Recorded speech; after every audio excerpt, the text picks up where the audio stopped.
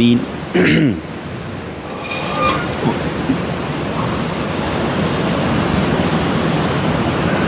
الحمد للہ رب العالمین والصلاة والسلام علی سید المرسلین اما بعد فاعوذ باللہ من الشیطان الرجیم بسم اللہ الرحمن الرحیم.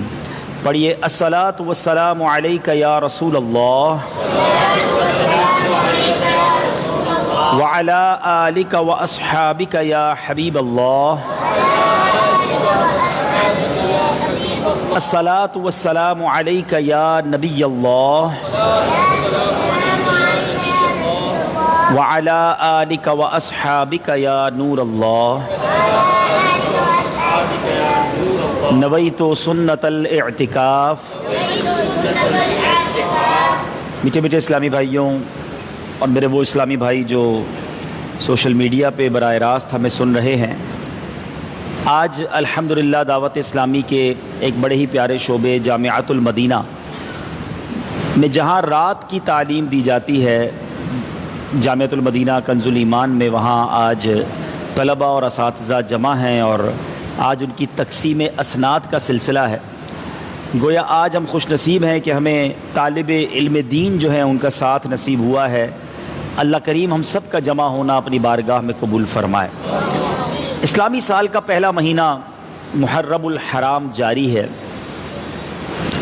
ایک سال ہماری زندگی سے کم بھی ہوا اور ایک نیا سال 1441 سن ہجری ہمارے درمیان ہے.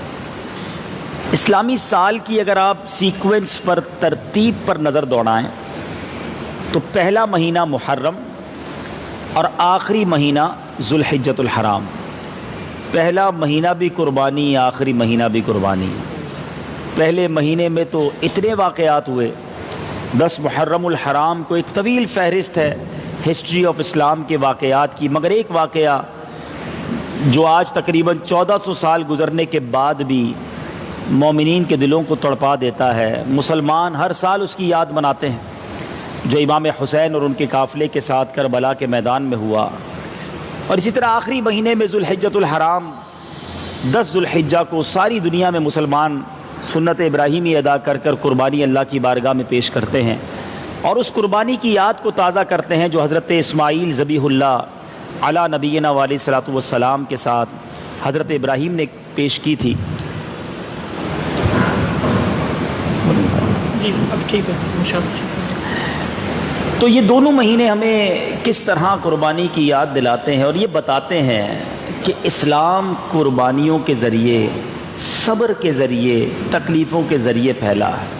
ہماری زندگی میں بھی ایسے موقع آتے ہیں کہ جب ہمارا ٹیسٹ لیا جاتا ہے، امتحان لیا جاتا ہے. سب سے پہلے تو میں آپ کو ایک درود پاک کی فضیلت پر واقعہ سناؤں گا. یہ واقعہ بھی بڑا کمال کا ہے اور اس میں درود پاک کی فضیلت تو پتہ چلتی ہے، مگر صحابہ کرام کا صبر، اللہ کی رضا پر راضی رہنا، تھوڑے پر بھی گزارا کرنا کتنا زبردست طریقے سے سمجھ آتا ہے. ماجرا یہ تھا کہ پیارے آقا صلی اللہ تعالیٰ علیہ وسلم ایک بار اپنے صحابہ کرام کے ساتھ کسی غزوے میں شرکت کے لیے جا رہے تھے. اب راستے میں بریک آیا، قافلے کو روکا گیا اور اعلان کیا گیا کہ قافلے کے جو شرکا ہیں وہ اپنے کھانا وغیرہ بھی کھا لیں، طبعی حاجات سے فارغ ہو جائیں. ایسا ہی کیا گیا. لیکن جب صحابہ کرام نے اپنے ٹفن باکس کھولے، اپنے کھانے کے توشہ دان کھولے، تو صحابہ کرام کے پاس کوئی لگژری کھانا نہیں تھا، بلکہ حال یہ تھا کہ روٹی تھی اور اس روٹی کے بھگونے کو کوئی سالن نہیں، فقط روٹی کھانا شروع کر دی صحابہ کرام. غور کیجیے، یہ کون تھے؟ نبی پاک کے صحابہ تھے. یہ کس نبی کے ساتھی تھے کہ جو نبی فرمایا کرتے کہ میں چاہوں تو یہ پہاڑ جو ہیں سونے اور چاندی کے بن کر میرے ساتھ چلنا شروع ہو جائیں. اتنا اختیار اللہ نے جن کے ہاتھوں میں اپنے خزانوں کی چابیاں عطا فرمائیں. مفتی اعظم مصطفیٰ رضا خان صاحب نوری لکھتے ہیں نا، بلکہ برادر اعلیٰ حضرت لکھتے ہیں، کنجی تمہیں دی اپنے خزانوں کی خدا نے، محبوب کیا مالک و مختار بنایا، ایسا تجھے خالق نے طرحدار بنایا، یوسف کو تیرا طالب دیدار بنایا. کونین بنائے گئے سرکار کی خاطر، کونین کی خاطر، تمہیں سرکار بنایا. The reason of the all creation, جن کے سبب یہ کائنات بنی ہے، وہ آقا کے یہ ساتھی تھے. کھانے میں کیا تھا؟ فقط روٹی، سالن نہیں. اب کیا ہوا؟ صبر. ہماری یہ طلبہ بیٹھے ہیں اور بھی لوگ بیٹھے ہیں، مجھے سوشل میڈیا پہ بھی لوگ سن رہے ہیں. زندگی جو ہے نا، یاد رکھیں، یہ اپ اینڈ ڈاؤنس کے ساتھ چلتی ہے. زندگی ہمیشہ راحت میں نہیں چلتی، ہمیشہ سکون میں نہیں چلتی. کبھی کے دن بڑے ہوتے ہیں، کبھی کی راتیں بڑی ہوتی ہیں.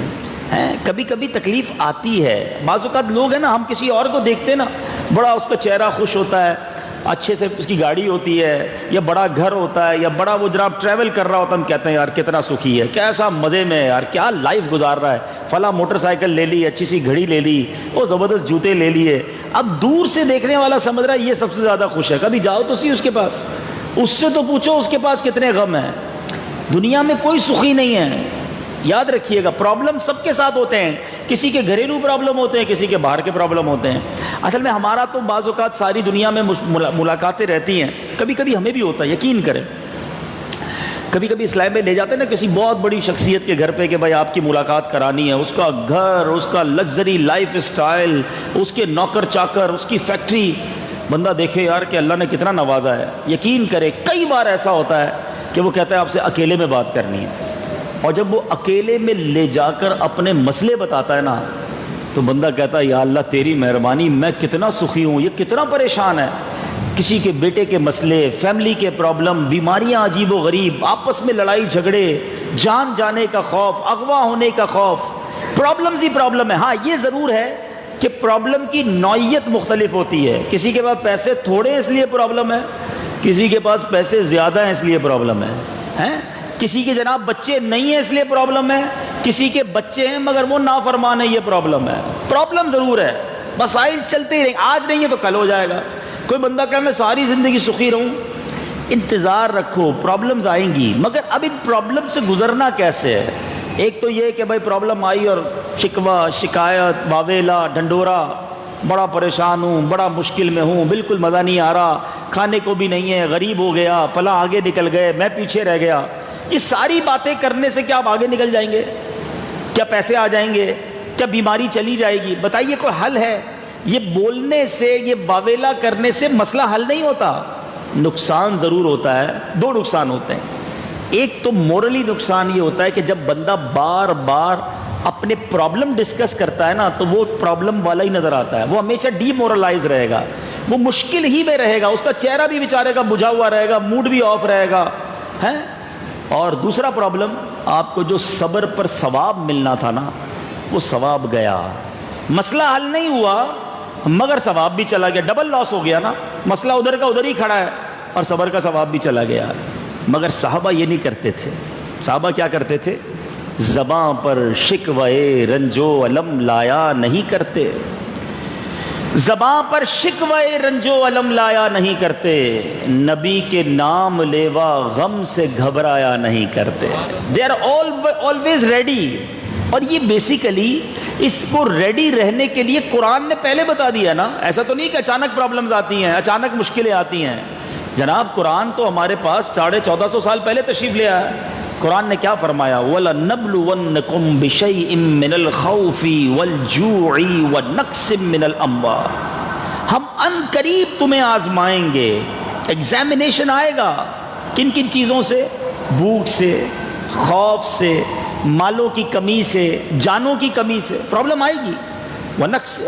وَلَنَبْلُوَنَّكُمْ بِشَيْءٍ مِّنَ الْخَوْفِ وَالْجُوعِ وَنَقْصٍ مِّنَ الْأَمْوَالِ وَالْأَنفُسِ وَالثَّمَرَاتِ. پھلوں کی کمی سے، یعنی آپ کے کاروبار میں ڈسٹربنس ہو سکتی ہے، آپ کی جان میں پرابلم یعنی بیماری آ سکتی ہے، بچوں میں پرابلم آ سکتی ہے، خوف آ سکتا ہے، بھوک آ سکتی ہے. قرآن نے کہا ہے یہ ہوگا. مگر جو اس ایگزام میں پاس ہو جائیں گے، جامعہ کے بھی ایگزام ہوتے ہیں نا، اسکول کے بھی ایگزام ہوتے، تیاری کرتے ہو نا، جیسے ہی پرابلم آئی نا سمجھ لو ایگزام شروع ہو گیا ہے.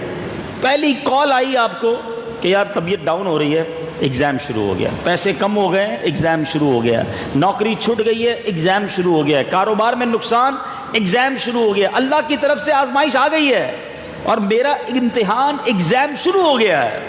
اب پاس ہونا ہے کیونکہ قرآن آگے کیا فرماتا ہے؟ پہلے فرمایا آزمائیں گے، مگر جو پاس ہوں گے انہیں کیا ہوگا؟ وَبَشِّرِ الصَّابِرِينَ، اور خوشخبری ہے صبر والوں کے لیے، الَّذِينَ إِذَا أَصَابَتْهُمْ مُصِيبَةٌ قَالُوا إِنَّا لِلَّهِ وَإِنَّا إِلَيْهِ رَاجِعُونَ، کہ جب ان پر مصیبت آتی ہے، مشکل آتی ہے، تو پھر کیا کہتے ہیں کہ ہم تو اللہ ہی کا مال ہیں اور اللہ کی طرف ہی لوٹ کر جانا ہے۔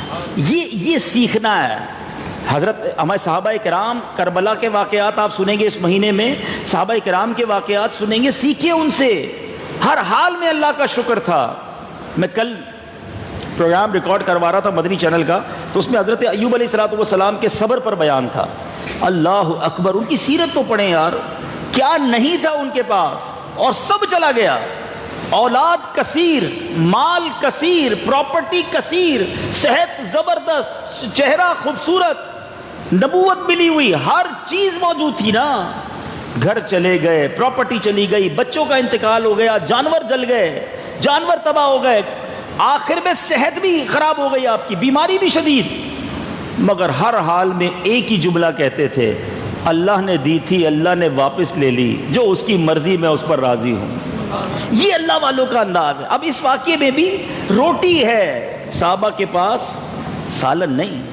اب کیا ہوا؟ صبر کیا نا، کیسا اجر ملا؟ کہتے ہیں نا صبر کا پھل میٹھا، ان صحابہ کو تو واقعی بہت ہی میٹھا پھل ملا۔ کیا ہوا کہ ایک شہد کی مکھی نبی پاک علیہ السلام کے قریب آ کر کانوں میں بنبنانے لگی۔ صحابہ کرام میں سے کسی نے عرض کیا، حضور یہ مکھی آپ سے کیا عرض کر رہی ہے؟ Look at the belief of صحابہ کرام۔ صحابہ کرام کا عقیدہ دیکھو کہ صحابہ جانتے تھے کہ میرے آقا جانوروں کی بولیاں جانتے ہیں۔ کہ حضور بتائیے یہ مکھی آپ سے کیا بات کر رہی ہے؟ تو نبی پاک علیہ السلام نے فرمایا کہ یہ مجھ سے یہ عرض کر رہی ہے کہ حضور آپ کے صحابہ آپ کے ساتھ ہیں اور ہم دیکھ رہے ہیں کہ ان کے پاس روٹی ہے، سالن نہیں ہے۔ حضور ہم مکھیاں ہیں، ہم نے قریبی شہد کا چھتا بنایا ہوا ہے، مگر ہم اسے اٹھا کر نہیں لا سکتی۔ اب کسی صحابی کو ساتھ بھیجیں تاکہ وہ شہد کا چھتا لے کر آئے، آپ کے صحابہ روٹی کے ساتھ شہد کھائیں۔ نبی پاک نے مولا علی کرم اللہ تعالی وجہ الکریم کو بھیجا کہ اے علی جاؤ، جا کر وہ چھتا لے آؤ۔ مولا علی وہ چھتا لائے۔ تھوڑی دیر پہلے جو صحابہ فقط روٹی کھا رہے تھے، اب وہ صحابہ میٹھا، صاف، لذیذ، شفا والا شہد بھی ساتھ کھا رہے۔ اب وہی مکھی یا کوئی اور مکھی بھنبھنانے لگی۔ صحابہ کرام نے عرض کی، حضور اب یہ کیا کہہ رہی ہے؟ نبی پاک نے فرمایا میں نے ایک سوال کیا اس سے، یہ بتاؤ شہد بناتی کیسے ہو؟ تو کہا حضور شہد تو ہم جنگلوں، بیابانوں میں، باغوں میں جا کر پھولوں کا رس چوستی ہیں اور پھر اس سے شہد بناتی ہیں۔ اب بڑا ریلیونٹ کوسچن، بڑا کمال کا کوسچن سرور کائنات صلی اللہ تعالی علیہ وسلم نے کیا۔ آپ نے فرمایا یہ بتاؤ پھولوں کا رس تو کڑوا بھی ہوتا ہے، پھیکا بھی ہوتا ہے۔ آپ نے کبھی آپ نے ہار پہنایا ہوگا یا ہار پہنا ہوگا، تجربہ ہوا ہوگا، گلاب کا جو پھول ہوتا ہے نا، اس کی پتی کھائیں تو کچھ کھائی جاتی ہے، اتنی میٹھی نہیں ہوتی جتنا گلقند میٹھا ہوتا ہے، لیکن چلے وہ کھا جاتا ہے بندہ۔ مگر کبھی موتیا کی پتی چکر دیکھیے گا، سفیدے کی یا دیگر جو پھول ہیں، بہت کڑوی ہوتی ہے۔ تو نبی پاک نے فرمایا پھولوں کا رس تو کڑوا، کسیلا، اور شہد اتنا میٹھا، یہ کیسے ہو جاتا ہے؟ اب جو اس مکھی نے جواب دیا، جو علماء نے کتابوں میں نقل کیا، جو تھوڑا بہت سائنس پڑھے ہوئے وہ جانتے ہیں۔ اور مجھے بھی ایک بار اتفاق ہوا تھا، ہم مدنی قافلے میں آسٹریلیا گئے تھے، تو وہاں ایک اسلامی بھائی کا فارم ہاؤس تھا بڑا سا، انہوں نے یہی شہد کی جو ہے نا وہ انہوں نے فارمنگ کرتے تھے، تو مجھے وہ وہاں لے گئے، تو میں نے سارا سمجھا کہ یہ باکس کے اندر کیسے آپ شہد بناتے ہیں، تو بڑی کمال کی باتیں انہوں نے بتائیں۔ انہوں نے کہا کہ اس کا پوری جو فلسفی ہے، اس کا پورا فلسفہ یہ ہے کہ ایک کوئین بی ہوتی ہے، ملکہ مکھی جس کو کہتے ہیں، وہ ملکہ مکھی جو ہے آپ مارکیٹ سے پرچیز کرتے ہیں، وہ ہزاروں روپے کی ملتی ہے ایک مکھی، ٹھیک ہے، مگر اس مکھی کو اللہ نے یہ صلاحیت دی ہے کہ وہ کوئین بی اگر آپ اس باکس میں ڈال دیں جو انہوں نے فارمنگ کے لیے شہد بنایا ہوتا ہے، تو اس کوئین بی کے اندر سے سگنلز نکلتے ہیں۔ ہمارے موبائل کے سگنل ہوتے ہیں نا، واکی ٹاکی کے سگنل ہوتے ہیں، آپ نے دیکھا ہوگا کچھ وائرلیس واکی ٹاکی ہوں تو 1 کلومیٹر تک آواز جائے گی، اس کے بعد نہیں جائے گی۔ اللہ کی شان دیکھو، سائنس نے آج یہ واکی ٹاکی اور یہ رینجز اور یہ سگنلز بنائے ہیں، اللہ نے اس مکھی میں یہ طاقت دی ہے کہ تقریباً 2 کلومیٹر ڈایا میٹر میں چاروں طرف 2-2 کلومیٹر جتنی شہد کی مکھیاں ہوتی ہیں وہ آٹومیٹکلی اس کے کنٹرول میں آ جاتی ہیں، یعنی اس کے سگنل ملتے ہیں اس کے کنٹرول میں آ جاتی ہیں۔ اب وہ اس کا حکم مانتی ہیں، وہ جو کہتی ہے وہ کرتی ہیں، وہ سب پھولوں کا رس چوستی ہیں، واپس اس ڈبے میں آتی ہیں اور ساری کہیں اور نہیں جاتی ہیں، ان کی ڈیوٹی یہی ہوتی ہے اس ڈبے میں وہ اپنا شہد جو بھی لے کر آتی ہے اس میں ڈالتی ہیں۔ تو انہوں نے دکھایا کہ پورا بھر گیا تھا، مکھیاں ہی مکھیاں تھیں۔ میں نے کہا بتاؤ اس میں سے مکھیاں کیسے نکالو گے؟ تو کوئی پرابلم نہیں، ہم نے صرف کوئین بی کو نکالنا ہے، ہم کوئین بی کو نکالیں گے، یہ خود بخود تھوڑی دیر میں آگے پیچھے ہو جائیں گی۔ میں سوچتا رہ گیا کہ یہ کنٹرول، یہ طاقت، یہ سگنلز یہ کہاں سے آئے؟ اب ذرا یہ بات سنیے گا جو میں بتا رہا ہوں، سائنس تو آج پہنچی نا کوئین بی پر۔ سنو وہ مکھی نبی پاک سے 1400 سال پہلے کیا عرض کرتی ہے، کہتی حضور بات یہ ہے کہ جب ہم پھولوں کا رس چوسنے جاتی ہیں نا، تو پھولوں کا رس چوس کر جب ہم واپس آتے ہیں، ہمارے قافلے میں ہمارا ایک امیر ہوتا ہے، ہمارا ایک لیڈر ہوتا ہے جو یا رسول اللہ آپ پر درود پڑھنا شروع کر دیتا ہے، اور اسی کو دیکھ کر ہم ساری درود پاک پڑھتی ہیں۔ حضور یہ کوئی اور کمال نہیں ہے، یہ آپ پر درود پاک پڑھنے کی برکت ہے کہ پھولوں کا کڑوا پھیکا کسیلا رس جو ہے وہ شہد جیسا میٹھا بن جاتا ہے۔ اب ذرا سوچئے یہ شہد میں کیوں شفا نہ ہو، شہد میں کیوں برکت نہ ہو کہ اس میں درود پاک کی برکتیں بھی شامل ہیں۔ اور یہاں ایک اور بات سیکھنے کو ملی کہ میٹھے اسلامی بھائیو، علماء یہ جب کتاب، یہ آب کوثر کتاب میں بھی یہ واقعہ مفتی امین صاحب نے لکھا، اس کے تحت بڑی پیاری بات لکھی کہ جب پھولوں کا کڑوا رس درود پاک کی برکت سے میٹھا ہو سکتا ہے، تو جس کی زندگی میں بدعمالیوں کی کڑواہٹ ہونا، جس کی زندگی میں گناہوں کی وجہ سے پھیکاوٹ ہو، اور وہ چاہتا ہو کہ میری زندگی میں نیکیوں کی مٹھاس آ جائے، وہ اپنی زندگی میں درود پاک کو شامل کر لے، اس کی زندگی بھی بدل جائے گی۔ تو چلتے پھرتے اٹھتے بیٹھتے درود پاک پڑھتے رہا کریں۔ آئیے مل کر محبت کے ساتھ بآواز بلند درود پاک پڑھیں۔ صلو علی الحبیب۔ پانی صلی اللہ علیہ وسلم۔ تو میں یہ عرض کر رہا تھا، سب سے پہلی بات جو مجھے طلباء سے کرنی تھی اور باقی اسلامی بھائیوں سے بھی، زندگی مشکلات کے ساتھ ہی گزرتی ہے، مگر صبر کا دامن نہ چھوڑیں، تیار رہیں۔ جب آپ کے بڑے سکون کے دن چل رہے ہو نا، میں آپ کو ایک مشورہ دیتا ہوں، جب بڑے سکون کے دن چل رہے ہوں، بیماری بھی نہ ہو، کام کاج بھی اچھا چل رہا ہو، فیملی بھی مزے میں ہو، تو مینٹلی طور پر تیار رہیں کہ کہیں نہ کہیں کوئی اب پرابلم آنی ہے، لیکن اگر آپ تیار ہوں گے نا اور اس پرابلم کو صبر کے ساتھ جھیلیں گے تو ٹینشن نہیں ہوگی۔ اچانک پرابلم آئے گی، پریشان ہو جائیں گے کہ یار سب ٹھیک تھا، یہ کیا ہو گیا۔ دوسری بات، سکھ کے دنوں میں رب کو زیادہ یاد کریں۔ ہمارا پرابلم کیا ہے، ادھر تکلیف ہوئی ادھر نمازیں شروع ہو گئی، ادھر تکلیف ہوئی ادھر مزار پہ کوئی جا رہا ہوگا، کوئی دعائیں کروا رہا ہوگا۔ فیضان مدینہ میں کبھی کبھی کوئی نظر آتا ہے نا، سمجھ آ جاتا ہے تعویذ لینے آیا ہوگا، ورنہ نظر نہیں آتا۔ تو یہ نہ کریں، جب سخی ہیں اللہ کو زیادہ یاد کریں، صدقہ خیرات کریں۔ اللہ نے دن اچھے کیے ہیں، تم چاہتے ہو کہ تمہاری نعمتوں میں اضافہ ہو تو ہر حال میں اللہ کا شکر ادا کرو۔ لئن شکرتم لازیدنکم، اللہ فرماتا ہے قرآن میں میرا شکر ادا کرو میں تمہیں اور عطا کروں گا۔ ہوتا کیا ہے، ادھر ٹھیک ہوتے ہیں، ادھر حالات صحیح ہوتے ہیں، ادھر گناہ بڑھ جاتے ہیں، ادھر عیاشیاں بڑھ جاتی ہیں، لوگوں کی نمازیں قضا ہونا شروع ہو جاتی ہے، برے کام شروع ہو جاتے ہیں۔ کیوں بھائی، بڑا آج کل کاروبار ٹاپ پہ جا رہا ہے، تھوڑے دنوں بعد وہی بیچارہ پھر نظر آ رہا ہوتا ہے۔ تو ایسا نہ کریں، اچھا جا رہا ہے زیادہ اللہ کو یاد کریں، زندگی اچھی گزر رہی ہے زیادہ صدقہ و خیرات کریں، انشاءاللہ ان نعمتوں میں مزید برکت ہو جائے گی، نظر بد سے آپ بچے رہیں گے۔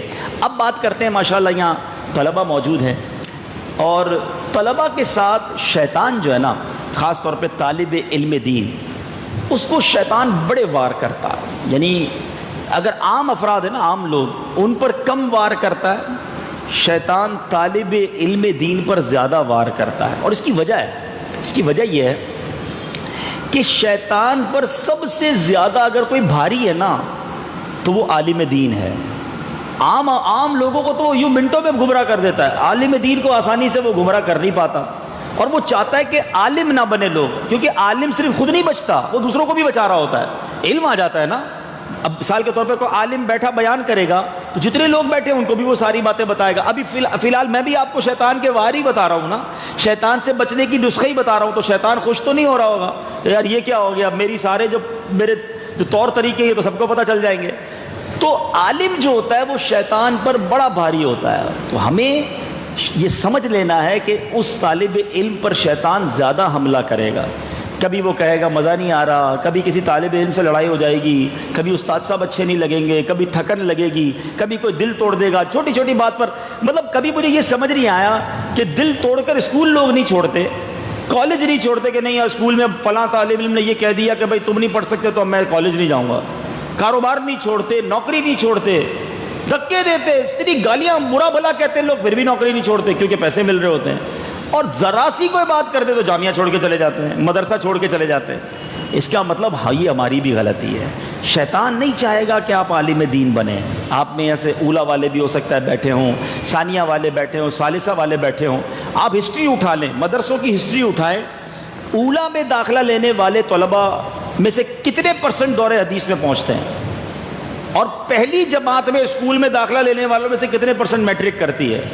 شاید 95% دہلی میں داخلہ لینے والے میٹرک کرتے ہیں، مگر اولا میں داخلہ لینے والے شاید 20%، 25%، بہت بڑا ہو گیا تو 40% دور حدیث کرتے ہیں. کیوں؟ کہاں چلے جاتے ہیں راستے میں؟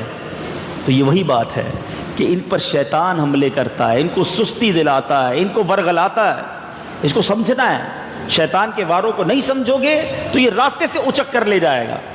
ایک بار شیطان سمندر کے اوپر اپنا تخت بچھائے بیٹھا تھا، اور روایتوں میں یہ مضمون موجود ہے، اور یہ اپنے چیلوں سے کارکردگی لے رہا تھا. کسی نے کہا میں نے ایک بندے کو شراب پلا دی، کسی نے کہا میں نے فلاں کو بدکاری کرا دی، کسی نے کہا میں نے چوری کروا دی. شیطان سب کی کارکردگی سنتا اور بٹھا دیتا. ایک اس کا چیلا کھڑا ہوا کہتا ہے کہ میں نے جو ہے ایک طالب علم دین کو مدرسے جانے سے روک دیا. شیطان کھڑا ہوا اور اس کو سینے لگا لیا. سارے چیلے کہنے لگے ہم نے اتنے بڑے بڑے جرم کروائے، شراب پلوائی، بدکاری کروائی، جوا کھلوا دیا، چوری کروا دی، کوئی شاباش نہیں. ایک طالب علم دین کو مدرسے سے روکنے پر اتنی بڑی شاباش. شیطان نے کہا آؤ میں تمہیں بتاتا ہوں. ان چیلوں کو لیا اور زمین پر آیا. وہ وقت تھا رات کے آخری پہر تک، فجر کے وقت میں ابھی تھوڑی دیر باقی تھی. شیطان انسانی شکل میں ایک مسجد کے دروازے کے قریب کھڑا ہو گیا. اب ایک عبادت گزار، جملہ یاد رکھیے گا، عابد، عالم نہیں، تہجد پڑھنے جا رہے تھے. بہت سارے لوگ بیٹھے یہاں پر بھی اور مجھے سوشل میڈیا پر بھی سن رہے ہیں، 5 وقت کے نمازی ہوتے ہیں، تہجد گزار ہوتے ہیں، مگر علم نہیں ہوتا ہے. بغیر علم کے عبادت بعض اوقات گناہ ہو جاتی ہے. یہ جملہ بڑا سخت ہے مگر میں صحیح بتا رہا ہوں. علم نہ ہونا اور بندہ عبادت کر رہا ہو تو بعض اوقات ایسی مسٹیک کرتا ہے کہ اب وہ علم ہی عبادت ہو جاتی ہے. اس کی ایک مثال دیتا ہوں آپ کو، بغیر علم کے عبادت. دعوت اسلامی کے مدنی ماحول میں ماشاءاللہ فرض علوم سکھائے جاتے ہیں، نیکی کی دعوت دی جاتی ہے. مجھے اچھی طرح یاد ہے ایک بار ہمارے ایک اسلامی بھائی تھے مکہ پاک میں بھی ماشاءاللہ نیکی کی دعوت وہ دے رہے تھے. تو انہوں نے حرم شریف میں کچھ حاضرین کو، زائرین کو بٹھایا اور فرض غسل کے فرائض بتائے کہ غسل کے کتنے فرائض ہیں. حالانکہ یہ تو بیسک علم ہے نا، یہ تو درس نظامی والا علم تو نہیں، نارمل ہر مسلمان کو آنا چاہیے. تو انہوں نے بتایا غسل کے 3 فرض ہیں، اور وہ سارے جب فرض بتائے نا تو ایک ینگ نوجوان احرام کی حالت میں تھا اور کہاں تھا؟ حرم پاک کے اندر تھا. رونے لگ گیا. کہتا ہے زندگی میں پہلی بار پتہ چلا ہے غسل کیسے کرنا ہوتا ہے. غسل کے فرض مجھے آج پتہ چلے ہیں. پتہ اس مبلغ دعوت اسلامی نے کیا کیا؟ اس کا ہاتھ پکڑا اور اس کو حرم شریف سے باہر لے آئے. بتائیے کیوں؟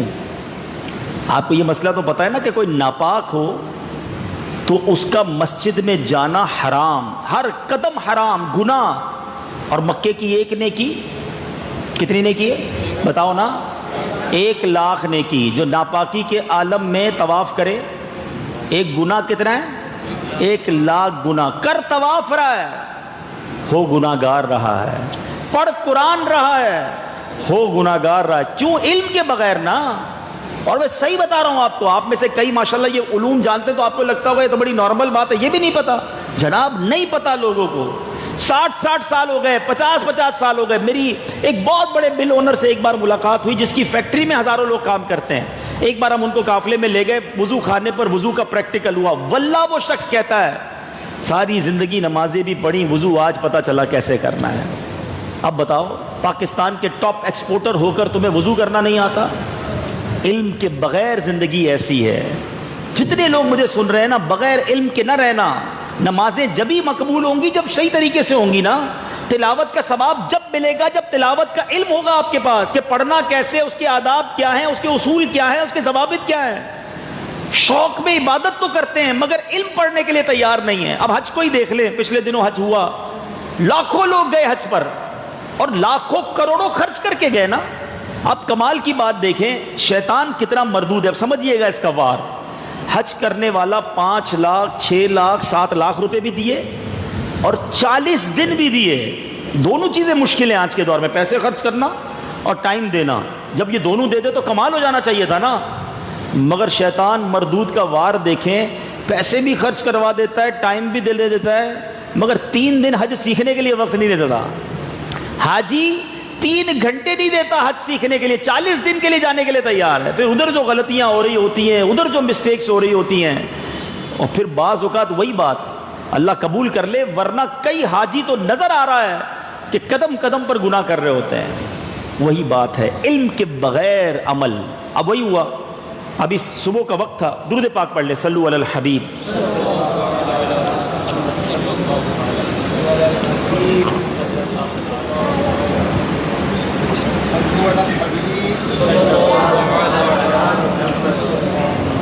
بہت شکریہ، الحمدللہ۔ اب وہ فجر کے وقت سے پہلے عابد، عالم نہیں عابد، بے علم عبادت کرنے والا، وہ آئے ان کے پاس، شیطان نے روکا، ان کو کہا حضرت ایک سوال پوچھنا ہے آپ سے، جواب دے دیجئے۔ ایک تو یہ بڑا شوق ہے لوگوں کو ہر سوال کا جواب دینا ہے۔ ابھی درس نظامی کے اولا میں داخل ہوں گے اور سوال جواب کی نشست لگانا شروع کر دیں گے، یہ مت کرنا بھائی آپ لوگ، ٹھیک ہے؟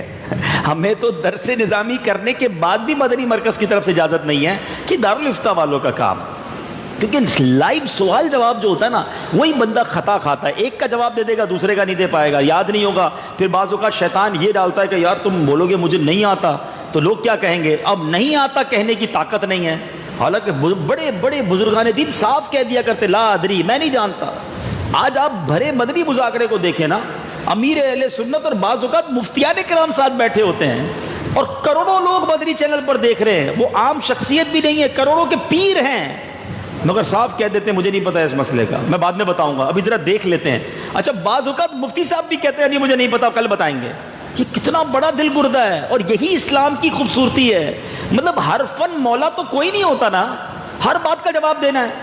تو عابد صاحب سے اس نے کہا حضور ایک سوال پوچھنا ہے، اور سوال یہ ہے کہ یہ شیشی ہے میرے ہاتھ میں، بتائیے کیا اللہ تعالیٰ یہ ساری کائنات کو اس شیشی میں داخل کر سکتا ہے؟ علم تو تھا نہیں، ہاں تہجد بھی پڑھتے تھے، دیکھو بغیر علم کی عبادت، کہتا ہے اتنی چھوٹی شیشی میں اتنی بڑی کائنات، یہ کیسے ہو سکتا ہے، یہ تو ممکن نہیں۔ شیطان کہتا ہے بڑی مہربانی آپ کی، جائیے جائیے تہجد پڑھیے۔ ایمان تو چلا گیا نا، ان اللہ علی کل شیء قدیر کا انکار ہو گیا نا کہ اللہ اس شیشی میں کائنات نہیں ڈال سکتا۔ کہ ٹھیک ہے پڑھتے رہو ساری زندگی تہجد، ملنا کچھ نہیں ہے، ایمان ہی نہیں ہوگا۔ تھوڑی دیر تہجد کا وقت ختم ہو گیا، فجر کا وقت شروع ہو گیا، اب ایک عالم صاحب آئے، تہجد پڑھنے نہیں فجر پڑھنے، فرق بھی دیکھنا، کچھ لوگ تہجد پڑھ کے سمجھتے ہم نے بہت بڑا کارنامہ کر لیا۔ عالم اگر صرف فرض نماز سنت واجبات بھی پڑھ رہا ہو نا اور علم والا ہے تو وہ ہزاروں لاکھوں عابدین سے بہتر ہے، کیونککہ علم کے ساتھ پڑھ رہا ہے نا۔ عالم صاحب آئے، شیطان نے روکا، کہ حضور آپ سے ایک مسئلہ پوچھنا ہے، کہ جلدی پوچھو میری نماز کا وقت جا رہا ہے۔ کہ حضور یہ بتائیے کیا اللہ تعالیٰ پوری کائنات کو شیشی میں سے گزار سکتا ہے؟ عالم صاحب کہتے ہیں مردود تو مجھے شیطان لگتا ہے، میرا رب تو ایسا کریم اور ایسا شان والا ہے، شیشی بہت بڑی ہے، سوئی کے ناکے میں سے کروڑوں کائنات گزار سکتا ہے۔ یہ کہہ کر وہ تو چلے گئے، شیطان نے اپنے چیلوں کو کہا دیکھو یہ فرق ہے، عالم بننے کے بعد یہ ہاتھ میں نہیں آئیں گے، طالب علم کو ہی مدرسے سے دور کرو، طالب علم دین کو عالم مت بننے دو۔ تو میرے بچوں یہ آپ جو بھی پڑھ رہے ہیں یہ آپ کی قربانی ہے۔ مجھے اندازہ ہے یہ رات کے جامعہ میں پڑھنے والے کوئی صبح نوکری کر رہے ہیں، کوئی کاروبار کر رہے ہیں، کچھ اور ذمہ داریاں آپ کے پاس، آپ کی دل جوئی کے لیے اوقات تو میری کوئی نہیں، لیکن شاید میرے یہ جملے آپ کی ہمت بڑھائیں، اس لیے کہہ رہا ہوں کہ الحمدللہ میں نے بھی پہلے 5 درجے رات ہی کے جامعۃ المدینہ میں پڑھے ہیں، تو اس میں یہ نہ سمجھا کریں کہ ہم کوئی بہت نیچے رہ جائیں گے اور پیچھے رہ جائیں گے، ہمت میں رہیں، جو وقت مل رہا ہے اس سے علم دین حاصل کریں۔ پھر اس کے بعد الحمدللہ صبح میں سادسہ، سابیہ اور دور حدیث میں دارالعلوم امجدیہ میں پھر ہم نے داخلہ لیا، لیکن شروع کے 5 درجے ہم نے رات میں ہی پڑھے، کیونکہ اس زمانے میں رات کا دور حدیث تھا ہی نہیں، رات کے موقوف علیہ تک درجے نہیں تھے، آپشن ہوتا تو ہم بھی وہی کر لیتے، لیکن آپ کے پاس اب کافی سارے آپشنز آ گئے، تو پڑھیں اور دل لگا کر پڑھیں اور شیطان کے واروں سے اپنے آپ کو بچائیں۔ ہمارے اسلاف علم دین کے لیے کتنی مشکلیں اٹھاتے تھے، دعوت اسلامی نے تو اتنا آسان کر دیا ہے۔ میں کلفٹن میں رہتا تھا، پورے کراچی میں مجھے تو ایک بھی رات کا جامعہ نہیں ملا، ہم جمشید روڈ آتے تھے، کلفٹن سے روزانہ جمشید روڈ۔ اب تو ماشاءاللہ شہر میں کئی جگہوں پر پھر آن لائن فیسلٹی، تو دن کے جامعہ، اچھا صبح بھی شارٹ ٹائم، رات بھی شارٹ ٹائم، آن لائن الگ، آپشن ہی آپشن ہے، مگر پھر بھی کئی اسلامی بھائی سستی کرتے ہیں۔ تو اسلاف کا کیا انداز تھا کہ ایک بار حضرت ابو ایوب انصاری، اب ذرا سمجھیے گا بات، ابو ایوب انصاری رضی اللہ تعالیٰ عنہ کا مرتبہ بڑا اعلیٰ ہے۔ آپ کون تھے؟ میزبان رسول، نبی پاک علیہ الصلوۃ والسلام جب ہجرت کر کے مدینے گئے نا، تو جس گھر میں نبی پاک نے قیام کیا تھا وہ سیدنا ابو ایوب انصاری کا مکان تھا۔ اچھا، اب ایوب انصاری رضی اللہ تعالیٰ عنہ کی ساری زندگی نبی پاک کے ساتھ گزری ہے، مگر اس کے باوجود علم دین کا جذبہ، ہم تھوڑا عرصہ کسی مفتی صاحب کے ساتھ رہ جائے نا، تھوڑا عرصہ استاد صاحب کی صحبت میں رہ جائے، ہم سمجھتے ہیں اب کیا ضرورت ہے اور سیکھنے کی، اتنا تو سیکھ لیا۔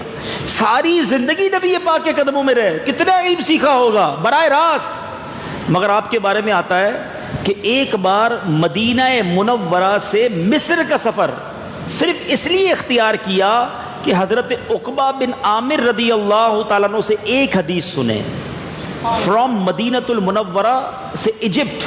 کبھی نقشے میں دیکھنا کتنا دور ہے، مصر جو ہے نا افریقہ میں ہے، افریقہ کا ٹاپ، نارتھ آف افریقہ، اور مدینہ شریف کدھر؟ آج کئی گھنٹوں کی فلائٹ ہے، سوچو گھوڑے پر اونٹ پر کتنا ٹائم لگا ہوگا، پورا درس نظامی کرنے نہیں ہے، سند لینے نہیں۔ ایک تو یہ بڑا پرابلم ہو گیا، جس کو داخلہ دو دوسرا سوال کرتا ہے سند کب ملے گی اور کون سی والی ملے گی، اس سند کا درجہ کیا ہوگا، اس سے نوکری ملے گی کہ نہیں ملے گی۔ ارے اللہ کے بندو، نوکری کے لیے پڑھ رہے ہو، سند کے لیے پڑھ رہے ہو، علم دین، اس کی برکت، فضائل کتنے یہ دیکھو۔ وہ صحابی رسول ہیں، علم کے ویسے ہی پہاڑ ہیں، براہ راست دربار رسالت سے علم سیکھا تھا، مگر پتہ چلا کہ حضرت عقبہ بن عامر کے پاس ایک حدیث ہے اور میں ڈائریکٹ ان سے سنوں گا تو ان سے مجھے سند مل جائے گی۔ مصر، مدینے سے مصر کا سفر کیا، اور سنو سفر کیسا کیا، گھوڑے پر اونٹ پر سفر کرنے لگے۔ جب حضرت عقبہ بن عامر نے آپ کا استقبال کیا تو سیدنا ابو ایوب انصاری نے کہا کہ میں ایک حدیث کے لیے آیا ہوں جس کے سننے میں، نبی پاک سے ڈائریکٹ سننے میں آپ کے سوا اب کوئی اور باقی نہیں ہے، تاکہ ایک واسطے سے ان کو سند مل جائے نبی پاک سے۔ انہوں نے سنا، حضرت عقبہ بن عامر نے، اور ابو ایوب انصاری رضی اللہ تعالیٰ سن لیں۔ تو حضرت عقبہ بن انصاری نے، حضرت عقبہ بن عامر نے وہ حدیث سنائی، وہ حدیث بھی سن لو، چلو کتنا محنت کر کے انہوں نے حدیث سنی، ہمیں فری میں مل رہی ہے اور کتابوں میں لکھی ہوئی ہے۔ وہ حدیث کیا تھی کہ جس کسی نے مومن کی ایک برائی چھپائی، قیامت کے دن اللہ عز و جل اس کی پردہ پوشی فرمائے گا۔ ایک برائی چھپائی۔ حضرت ابو ایوب انصاری نے کیا کیا، اب اتنا سفر کر کے گئے تو 5-7 دن آرام کریں، کچھ مہمان نوازی ہو، کچھ کھائیں پئیں، تھوڑا انجوائے کریں۔ حدیث سنی، دوبارہ اونٹ پر بیٹھے اور دوبارہ مدینے کے لیے روانہ ہو گئے، کوئی اور مقصد نہیں، صرف ایک حدیث سننے۔ یہ وہ لوگ تھے، آج ان کے مزاروں پر سوچے کیسی رحمتیں برس رہی ہوں گی۔ آج استاد کہتا ہے بیٹا پڑھ لو، ناظم صاحب کہتے ہیں بیٹا چھٹی نہ کرو، حضرت آپ کیوں دیر سے آتے ہیں، ٹائم پہ آیا کریں، آپ کی چھٹیاں زیادہ نہیں ہونی چاہیے۔ اور بندہ کہتا ہے پتہ نہیں یہ کیوں میرے پیچھے پڑے، کیوں نہیں مانتے، یہ ناظم صاحب کیوں بار بار کہتے ہیں چھٹی نہ کرو، یہ استاد صاحب کبھی تفہیم نامہ دے رہے ہیں مجھے کہ چھٹیاں نہیں کرو۔ ارے چاہتے پڑھ لو، مگر ہم ہیں کہ ہم بھاگ رہے ہوتے ہیں۔ تو انہی سے دور بھاگے جنہیں تجھ پہ پیار آئے۔ صحابہ تلاش کر کے، علماء تلاش کر کے حدیثیں پڑھتے تھے، علم سیکھتے تھے، اور آج بھی میں صحیح بتا رہا ہوں، یہ ماشاءاللہ یہ اساتذہ بیٹھے ہیں، میں نے کئی مدنیوں کے ساتھ وقت گزارا ہے۔ میں ابھی اس سال آپ کو، بلکہ اس سال نہیں، کچھ پچھلے 2-3 سالوں کا جو سفر کا ایکسپیرینس ہوا، مفتی قاسم صاحب کے ساتھ، مفتی حسان صاحب، مفتی سجاد صاحب، مفتی فضیل صاحب، مفتی علی اطہر صاحب، اللہ کی رحمت سے مجھے بہت سارے مفتیان کرام اور علماء کرام نے اپنی صحبت کا شرف دیا۔ میں نے ایک چیز دیکھی سفر میں، ہمیں عام لوگوں کو شوق کیا ہوتا ہے، یار کہیں گئے ہیں، مکے مدینے گئے ہیں، کہیں اور گئے ہیں، تو یار کوئی چیز خریدیں، گھر والوں کے لیے شاپنگ کریں۔ یعنی میں نے ان کو جہاں دنیا میں گئے کتابیں خریدتے دیکھا، پیسے جمع کر رہے ہوتے ہیں کہ اتنے پیسے ہو جائیں گے تو وہ والی کتاب خرید لوں گا، اتنے پیسے جمع ہو جائیں گے تو یہ کتاب خرید لوں گا، ایسا شوق۔ تو یہ واقعی کمال کے لوگ ہیں. ان کی زندگی کا مقصد علم دین ہے. یہ آپ کے اساتذہ میں بھی شوق ہوگا, میں نے دیکھا ہے, تھوڑے تھوڑے پیسے جمع کر کے ہم کپڑے سلواتے ہیں, ہم ذرا مہنگی پرفیوم یا عطر خریدنے کی کوشش کر رہے ہوتے ہیں. انہوں نے پہلے ٹارگٹ بنایا ہوتا ہے وہ والے فتویٰ لینا ہے, وہ والی کتاب لینی ہے, بس تھوڑے پیسے اور جمع ہو جائیں. یہ کمال ہے یار. تو سیکھیں نا ان سے, یہ علم کا شوق پیدا کریں اپنے اندر. اچھا پرابلم پتہ ہے کیا ہے, اب بیان کو سمیٹتا ہوں. ہم کیا کرتے ہیں, چونکہ آپ خاص طور پہ جو آپ طلبہ ہیں نا, کیونکہ میں اس کیٹیگری میں رہا ہوں اس لیے مجھے زیادہ پتہ ہے کہ ہم تھوڑی دیر جامعہ میں گزارتے ہیں اور زیادہ وقت عوام میں گزارتے ہیں. تو ہمیں طرح طرح کے لوگ ملتے ہیں, کاروباری بھی ملتے ہیں اور اسکول کالجز کے پڑھے ہوئے بھی ملتے ہیں. تو وہ ڈی مورلائز کر رہے ہوتے ہیں, کیا مولوی بن رہا ہے, کیا درس نظامی کر رہا ہے, کیا ملے گا بھائی, پڑھ کے کیا کر لے گا. تو ان کو دیکھ کر, ان کی ترقیاں دیکھ کر ہم ڈی مورلائز ہو رہے ہوتے ہیں. یہ ہماری سب سے بڑی غلطی ہے. ہم انہیں دیکھیں جو علم میں کہاں پہنچ گئے. کوئی مفتی بن گیا, کوئی مصدق بن گیا, کوئی شیخ الحدیث بن گیا, کوئی حافظ الحدیث بن گیا, کتنی بڑی بڑی کتابیں لکھ دیں اور ساری زندگی علم پھیلانے میں گزر رہی ہے. انہیں دیکھیں نا, تاکہ آپ کا یہ شوق برقرار رہے. اور یاد رکھنا بیٹا, کسی بھی بڑے کاروباری, کسی بھی ملینر, کسی بھی پی ایچ ڈی ہولڈر, کسی بھی بڑے ڈگری ہولڈر کی فضیلت حدیث میں نہیں پڑھیں گے آپ علماء کی فضیلت پڑھیں گے, آپ طالب علم دین کی فضیلت پڑھیں گے. ارے شہید سے بڑا مرتبہ کس کا ہے؟ مگر احادیث میں یہ مضمون موجود ہے کہ علماء کی سیاہی کو قیامت کے دن شہید کے خون سے تولا جائے گا. کمپیریزن تو دیکھو یار, ادھر اس نے خون دے دیا ہے, مگر جس نے اس سیاہی سے علم دین پھیلایا ہے اس کو تولا جائے گا. اور فرمایا کہ علماء کی قلم کی سیاہی اس سے بڑھ جائے گی. طالب علم دین کی راہ میں فرشتے پر بچھاتے ہیں. کبھی پڑھا کسی کالج یونیورسٹی میں جانے والے کی راہ میں فرشتے پر بچھاتے ہیں؟ کسی مل اونر کے راستے میں فرشتے پر بچھاتے. ڈی مورلائز کس بات سے ہو جاتے ہو؟ حوصلہ کیوں چھوڑ دیتے ہو کہ میں پیچھے رہ گیا؟ ارے آپ وہ بن رہے جو کوئی نہیں بن پایا, اور اللہ آپ کو انشاءاللہ وہ عطا فرمائے گا جو عام لوگوں کو نہیں ملتا. آخری میں آپ کو مولا علی کرم اللہ تعالی وجہ الکریم نے اور بڑے بڑے علماء نے علم اور مال کا تقابل پیش کیا. مفتی قاسم صاحب نے تفسیر صراط الجنان میں بہت خوبصورت انداز میں اس کو ڈیفائن کیا ہے. کافی تفصیل ہے اس میں 3-4 پوائنٹس بتاتا ہوں آپ کو کہ نارملی طالب علم دین پر شیطان ایک حملہ یہ کرتا ہے کہ تو مال کے لحاظ سے پیچھے رہ گیا, کہ یار پڑھائی کرے گا, عالم بن بھی گیا تو مستقبل کیا ہوگا. ہمیشہ ان وعدوں پر اور ان رحمتوں اور ان برکتوں پر نظر رکھنا. ٹھیک ہے, مولا علی کرم اللہ تعالی وجہ الکریم فرماتے ہیں مال اور علم کے کمپیریزن میں, آپ فرماتے ہیں مال خرچ کرو تو کم ہو جاتا ہے اور علم جتنا خرچ کرو اتنا بڑھتا ہے. آپ کے جیب میں پیسے ہوں, 5,000 روپے بانٹنا شروع کریں تو کیا ہوگا؟ ختم ہو جائے گا. اور آپ کو 10 حدیثیں یاد ہے, اب سب کو سنائیں تو آپ کی وہ حدیثیں بھی مضبوط ہو جائیں گی, ثواب بھی بڑھ جائے گا. حدیثیں تو آپ کے پاس محفوظ ہی رہی نا. علم خرچ کرو تو بڑھتا ہے, مال خرچ کرو تو کم ہو جائے. اچھا مال جو ہے نا وہ سب کو مل جاتا ہے. غیر مسلم بھی آپ کو بڑے امیر ملیں گے, فاسق, فاجر, اللہ کا نافرمان, حرام کمانے والا, چور, ڈاکو, شراب بیچ کر بھی لوگ مال کما لیتے ہیں. مگر علم کا نور اللہ اسی کو دیتا ہے جس سے محبت فرماتا ہے. علم اللہ کے نافرمان کو نہیں ملتا, علم کا نور اسے ملتا ہے کہ جو رب جسے پسند فرماتا ہے, جسے عطا فرماتا ہے. پھر فرمایا مال کی بندہ حفاظت کرتا ہے. کرتے ہو نا, قیمتی موبائل جیب میں ہو تو اور تھوڑی دیر بعد بندہ ہاتھ لگا رہا ہوتا ہے کہ نہیں, نکل تو نہیں گیا. اچھی سی موٹر سائیکل نئی خریدی ہو تو بیان سے اٹھ کر دیکھ رہے ہوتے کھڑی ہے نا, لاک لگی ہوئی ہے. بھائی جتنا مال قیمتی اتنی ٹینشن زیادہ. مال کی بندہ حفاظت کرتا ہے, علم بندے کی حفاظت کرتا ہے. Look at the difference. پھر فرمایا بندہ قبر میں جائے تو مال سارا پیچھے رہ جاتا ہے, آنکھیں بند, مال پرایا, وارثوں کا ہو گیا نا, میرا تو نہیں رہا نا. فرمایا علم قبر میں بھی ساتھ آتا ہے. پھر فرمایا جب پل صراط سے گزرتا ہے, جتنا مال زیادہ اتنا پل صراط پر وزن زیادہ, اتنی مشکل زیادہ, اتنی ڈیفیکلٹی زیادہ. اور فرمایا جتنا علم زیادہ, سبحان اللہ, پل صراط پر بھی کام آ جائے گا, آسانی سے گزر جائے گا. اور سنو, مالداروں کو قیامت کے دن حساب کے لیے روکا جائے گا, علماء کو بھی روکا جائے گا. فرق دیکھیے روکنے کا. مالداروں سے پوچھا جائے گا مال کدھر سے جمع کیا, کدھر خرچ کیا, نعمتوں کا حساب دینا ہوگا. اور علماء سے کہا جائے گا آپ رک جائیے, اوروں کو بھی ساتھ جنت میں لے جائیے، دوسروں کو بھی شفاعت کر کے لے جائیے۔ بتاؤ نا کون کامیاب رہا، کس کا کام اچھا ہوا۔ اور میرے بچوں ایک اور بات بتا دوں، آپ نے اربوں پتی کروڑ پتی لوگوں کو علماء کے جوتے اٹھاتے آج بھی دیکھا ہوگا، علماء کی گاڑی کا دروازہ کھولتے دیکھا ہوگا، علماء کے ہاتھ چومتے آج بھی دیکھا ہوگا، کسی عالم دین کو کسی مالدار کا ہاتھ چومتے نہیں دیکھو گے۔ اللہ نے آج بھی علماء کو ہی عزت دی ہے، آج بھی علم والوں کو ہی مقام دیا ہے، اور بروز محشر بھی اونچا مقام ملے گا۔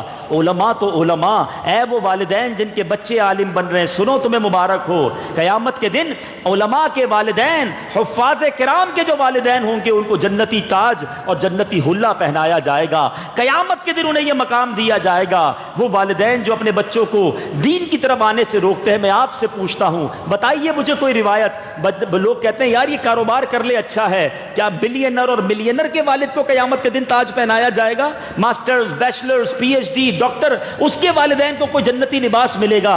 ارے یہ عزت و اکرام قیامت کے دن آپ کو ملے گا جن کے بچے علماء ہوں گے اور دین کا کام کرنے والے ہوں گے۔ اور سبحان اللہ، بڑی خوبصورت بات ایک پڑھی تھی کہ جب بچہ دنیا میں ترقی کر لیتا ہے، دنیا کی کوئی ڈگریاں حاصل کر لیتا ہے، بہت پیسے بنا لیتا ہے، تو ماں باپ ڈرتے ہیں کہ کہیں بچے کو برا نہ لگ جائے، بات کرتے میں شرم اور جھجک محسوس کرتے ہیں۔ اور بچہ جب عالم دین بن جاتا ہے تو بچے کو یہ خیال آتا ہے کہ ماں باپ کو کہیں کوئی بات بری نہ لگ جائے، میرے ماں باپ کی بے ادبی نہ ہو جائے۔ یہ فرق علم دین سکھاتا ہے۔ اللہ کرے دل میں اتر جائے میری بات۔ تو آج ایک پکی سچی نیت سب نے کر کے جانا ہے۔ ہو سکتا ہے آج کے اس پروگرام میں آتے ہوئے بھی کوئی ڈبل مائنڈڈ ہو کر آیا ہو کہ بس یار یہ آخری سال ہے، اس کے بعد پڑھنا نہیں ہے۔ نیت کر لو بچوں، انشاءاللہ عالم باعمل بن کے رہنا ہے انشاءاللہ۔ ہم میں سے کوئی بھی جامعہ چھوڑ کے نہیں جائیں گے انشاءاللہ، بلکہ جو آج یہاں وہ بیٹھے ہیں جو داخلہ نہیں لیا جنہوں نے، وہ بھی داخلہ لے لو۔ فضیلت تو سنو، ہر گھر میں ایک عالم دین ہونا چاہیے۔ اپنے بچوں کو داخل کریں، اور دعوت اسلامی کے جامعات میں کی کوئی قید نہیں۔ یہ بھی شاید کسی کے ذہن میں ہوگا کہ یار یہ بچوں کا کام ہے، میں تو بڑا ہو گیا، بوڑھا ہو گیا۔ نہیں جناب، علم سیکھنے کی کوئی عمر نہیں ہوتی۔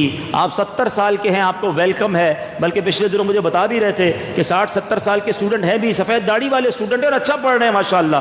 آپ نے یو کے میں دیکھا ہوگا، ہمارے الحمدللہ یو کے میں تقریباً 63 سال کی عمر میں جناب نور محمد اتاری بھائی، جو پہلے مسلمان بھی نہیں تھے، مسلمان ہوئے، عالم دین کا کورس میں داخلہ لیا، اور آپ کو جان کر خوشی ہوگی کہ وہ عالم دین بھی بن چکے ہیں، درس نظامی بھی کمپلیٹ کر لیا۔ تو یہ دعوت اسلامی کا خاصہ ہے۔ تو انشاءاللہ ہم بھی علم دین حاصل کریں گے، اور اللہ نے چاہا حاصل بھی کریں گے اور دوسروں تک بھی پہنچائیں گے۔ اللہ تعالیٰ مجھے اور آپ کو عمل کرنے کی توفیق عطا فرمائے، دعوت اسلامی کے مدنی ماحول پر استقامت نصیب فرمائے۔ اب انشاءاللہ کچھ آپ کے تقسیم اسناد وغیرہ کے معاملات ہوں گے۔ صلو علی الحبیب صلی اللہ تعالی علی محمد صلی اللہ علیہ وسلم۔ پانی وعلیکم السلام، ماشاء اللہ ماشاء اللہ۔ یہ ویسے تو پوزیشن ہولڈ ہے نا، آپ اعلان کریں۔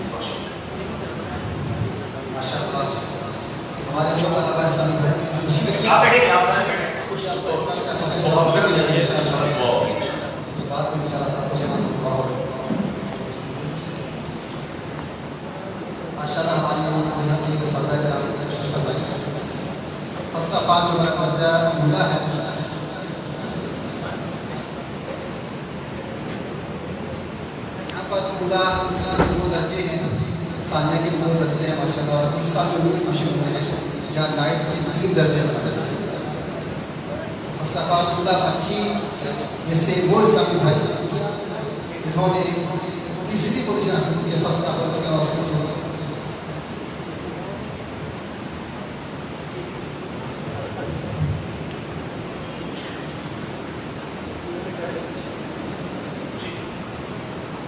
حمدان مذہب حمدان مذہب مذہب ذکر الہی کی نیت سے بابا درود کہیے سبحان اللہ. پرسنٹیج ہے 91% 364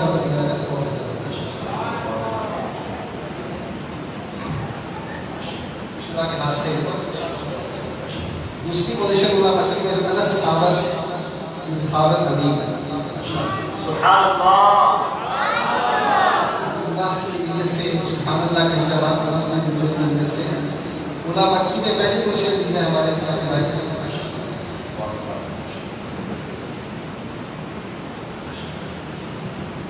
محمد دانش واحد حسین نیمن ان کی ماشاءاللہ 99.8%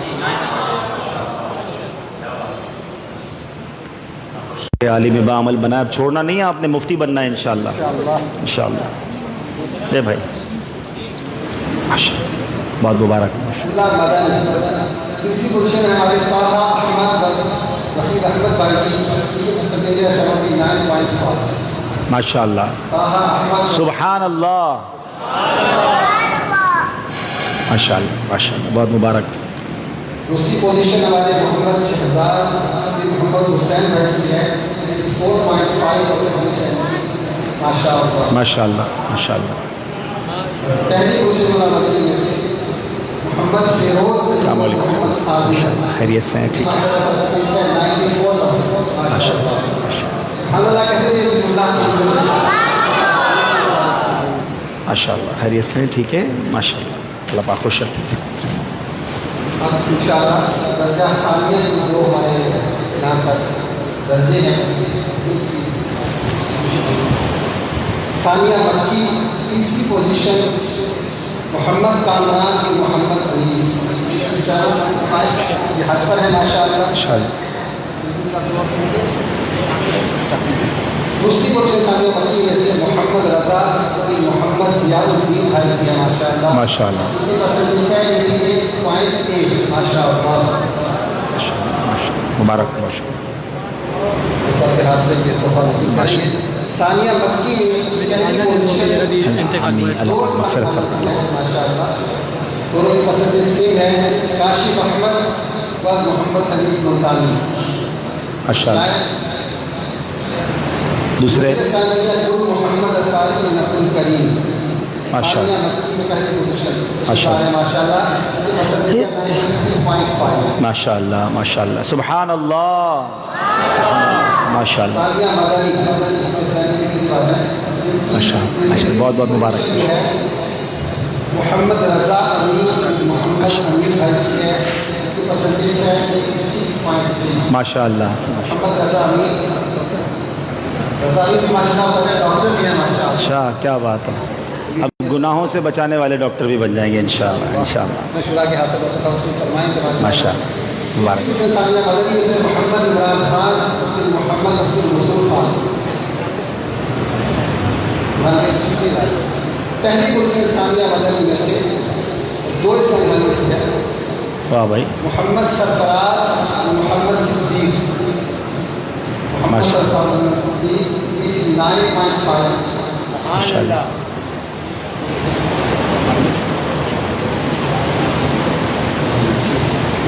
یہ سرفراز بھی ماشاءاللہ بہت مبارک ماشاءاللہ. ایک ہے ہمارے سامنے بھائی جو فرزانے کو کاٹ کے پڑھتے ہیں عبد العزیز بھائی درجہ خامسہ اور سب کی تشریف لائے اصل درجہ ماشاءاللہ درجہ خامسہ میں ٹاپ ہے سب ماشاءاللہ ماشاءاللہ. بہت مبارک بہت مبارک ماشاءاللہ. ارے واہ یہ اٹھائیں گے کیسے بھائی؟ تفسیر صراط الجنان.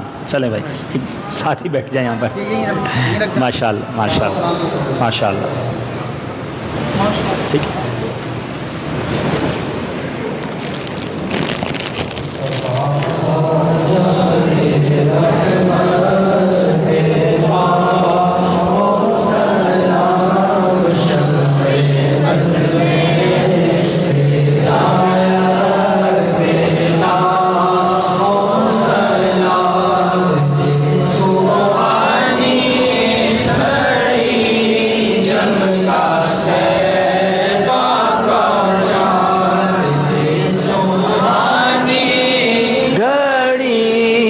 چمکا طیبہ کا چاند اس دل افروز ساتھ لاکھوں سلام مصطفیٰ جان احمد لاکھوں سلام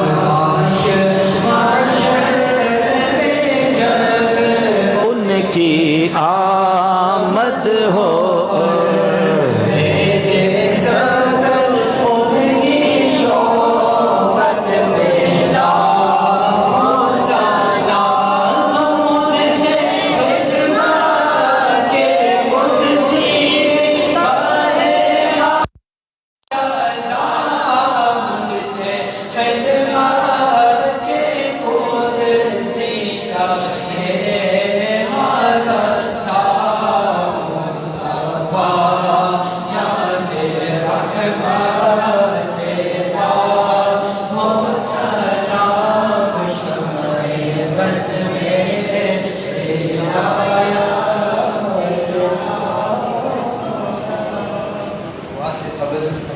ہماری انتظامیہ ہمارے وہ تمام اسلامی بھائی ہمارے مسلم ناظرین اور دیگر ہمارے اسلامی بھائی جنہوں نے آج اس اجتماع کی کوشش کر رہے ہیں جس طرح میں تعاون کیا تشریف لائے ان تمام کا شکریہ ادا کیا جاتا ہے اللہ تعالیٰ تمام کو جزائے خیر عطا فرمائے آپ کو رونق بڑھائی ہمارا ہمارے شورا کرم فرمائے تشریف لائے ہمارے طلباء کی حوصلہ افزائی بھی فرمائی خود بھی عطا فرمائے اللہ تعالیٰ کو شورا کو برکت عطا فرمائے ہمارے اس باقی اسلامی بھائیوں کو بھی برکت عطا فرمائے اور جس نے لنگر میں دیگر معاملات کا عمل کیا اللہ تعالیٰ سب کو بہترین جزا عطا فرمائے آمین اور آگے بعد میں تمام اسلامی بھائیوں کے لیے لنگر کا بھی اہتمام کیا جائے گا. الحمد لله رب العالمين والصلاة والسلام على سيد الأنبياء والمرسلين اللهم ربنا آتنا في الدنيا حسنة وفي الآخرة حسنة وقنا عذاب النار. رب کریم ہم سب جو یہاں جمع ہوئے، جو اجتماع ہوا، جو تلاوت ہوئی، نعت شریف ہوئی، بیان ہوا، صلاۃ والسلام ہوا اور جو لنگر پیش کیا جائے گا، ان تمام اعمال کا ثواب نبی پاک علیہ الصلوۃ والسلام کی بارگاہ میں ہدیۃً تحفۃً عقیدۃً پیش کرتے ہیں. قبول فرما. نبی پاک کے وسیلہ جلیلہ سے تمام انبیاء کرام، تمام صحابہ کرام، بالخصوص شہدائے کربلا، شہدائے بدر، شہدائے احد، نبی پاک کی تمام ازواج مطہرات اور والدین مصطفیٰ کی بارگاہ میں پیش کرتے ہیں. قبول فرما. خصوصاً سیدنا عمر فاروق اعظم رضی اللہ تعالیٰ عنہ کی بارگاہ میں پیش کرتے ہیں. قبول فرما. تمام اولیاء کاملین بالخصوص سیدی غوث اعظم رضی اللہ تعالیٰ عنہ کی بارگاہ میں پیش کرتے ہیں. قبول فرما. تمام مسلمین، تمام مسلمات، بالخصوص ہم سب کے جو رشتہ دار اس دنیا سے چلے گئے اور بالخصوص حاجی مشتاق رحمۃ اللہ تعالیٰ علیہ کی روح کو پیش کرتے ہیں. قبول فرما. اے رب کریم، اے رب کریم، آج کے اس اجتماع کو ہماری مغفرت کا ذریعہ بنا دے، ہمیں عالم باعمل بنا دے، علم دین کے نور سے ہمارے دلوں کو منور فرما، ہمارے حافظوں کو اے اللہ مضبوط کر دے، جو بچے پڑھ رہے مولا انہیں استقامت بھی دے، آسانیاں بھی عطا کر اور عالم باعمل اور دین کا عظیم خدمتگار بنا دے. اے اللہ ہمارے اساتذہ جو پڑھا رہے ہیں، اے اللہ ان کو بھی دنیا اور آخرت کی برکتیں عطا فرما. جتنے ہاتھ اٹھے ہیں مولا تو سب کے نام بھی جانتا ہے اور کام بھی جانتا ہے. آج ہماری مشکلوں کو آسان کر دے، پریشانیوں کو دور کر دے، بیماروں کو شفا عطا کر دے، قرض داروں کے قرضے اتر جائیں. اے اللہ جتنے بیمار ہیں بالخصوص ہمارے لقمان باپو کو بھی شفا عطا فرما. اے رب کریم، اے رب کریم، آج تیرے دربار میں دعا ہے کہ ہمیں جلدی جلدی حرمین طیبین کی بعد اب حاضری نصیب فرما، حج اور عمرے کی سعادت نصیب فرما، ایمان والی، عافیت والی، مدینے والی اور نبی پاک کی دید والی ہمیں موت عطا کرنا.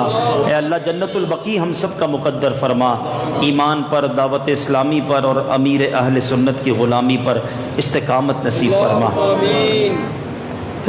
ببرکت ان اللہ وملائکتہ یصلون علی النبی یا ایہا الذین آمنوا صلوا علیہ وسلموا تسلیما. صلی اللہ علی النبی الامی وآلہ صلی اللہ علیہ وسلم.